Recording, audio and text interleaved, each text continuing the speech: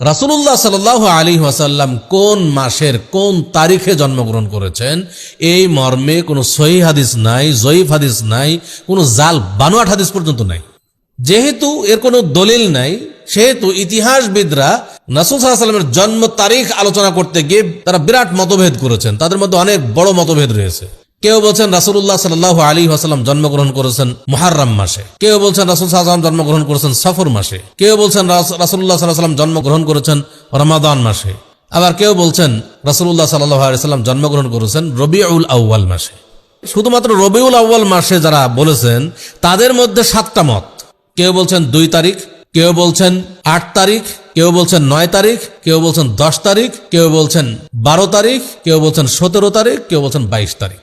সম্মানিত উপস্থিতি, আপনাদের বিবেকের কাছে প্রশ্ন, কারণ আমরা সবাই বিবেকবান মানুষ।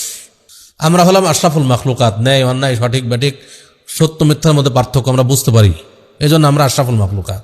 আচ্ছা বলেন যে রাসূলুল্লাহ সাল্লাল্লাহু আলাইহি ওয়াসাল্লামের জন্মদিবস যদি তার জীবদ্দশাতেই পালন হতো, আর তার সিলসিলা যদি রাসূল সাল্লাল্লাহু আলাইহি ওয়াসাল্লামের মৃত্যুর পরে তার সিলসিলা জন্মদিবস ঈদে মিলাদুন নবী পালনের সিলসিলা যদি সাহাবায়ে কেরাম জারি রাখতেন, তারপরে তাবেঈনে ইজম জারি রাখতেন, তাহলে রাসূল সাল্লাল্লাহু আলাইহি ওয়াসাল্লামের জন্ম তারিখ নিয়ে কোনো মতভেদ হওয়ার কি কোনো সুযোগ ছিল?